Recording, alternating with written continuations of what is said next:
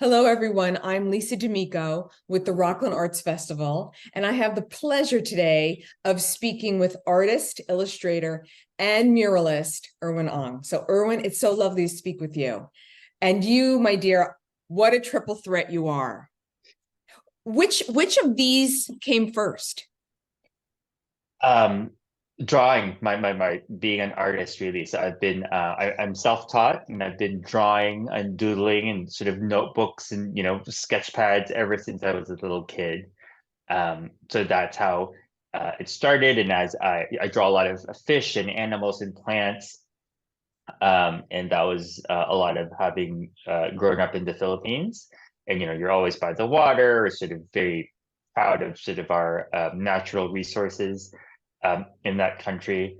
And from there, eventually, it's just a natural progression of drawing, and then starting to compose those figures into more uh, into illustrations, right? That tell more of a story.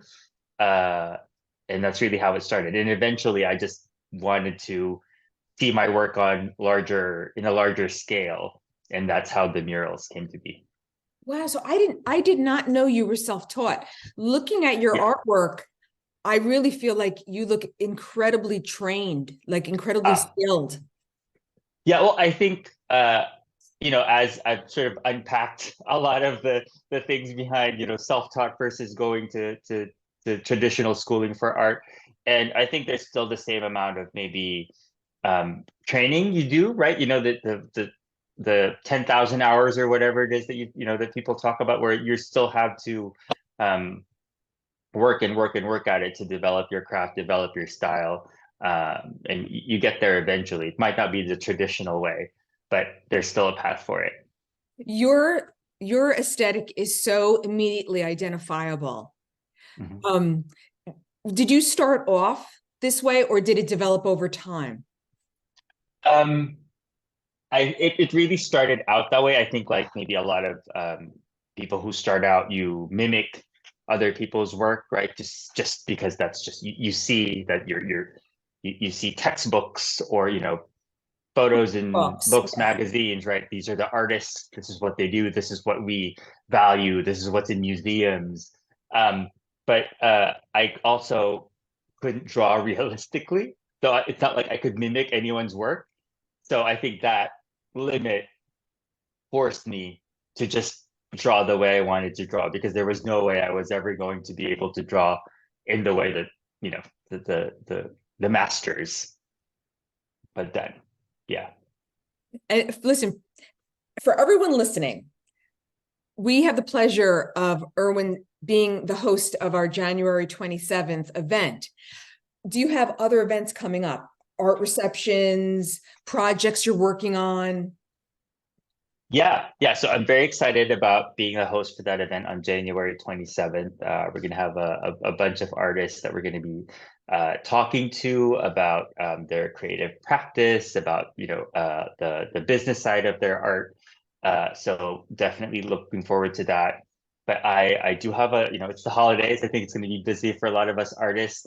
I have some pop-ups where I sell original art and having my work on different products in Cold Spring. So in October, I'll be in Cold Spring, I'll be in New Rochelle, and in Brooklyn.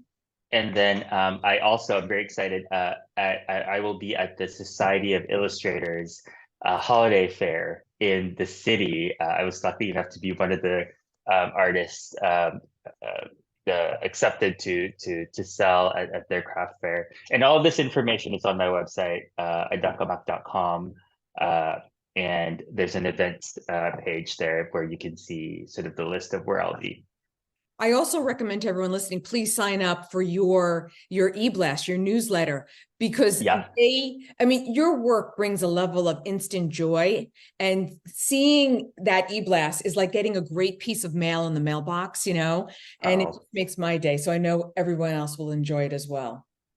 yeah. And I think we all get emails all the time. Some of us are like, why would I want another one? But like Lisa said, I try to make it different. It's basically a weekly art postcard that I send every week. So It's a new piece of art that I send only to that email list. And it's hopefully something special. So if you want that treat, please sign up.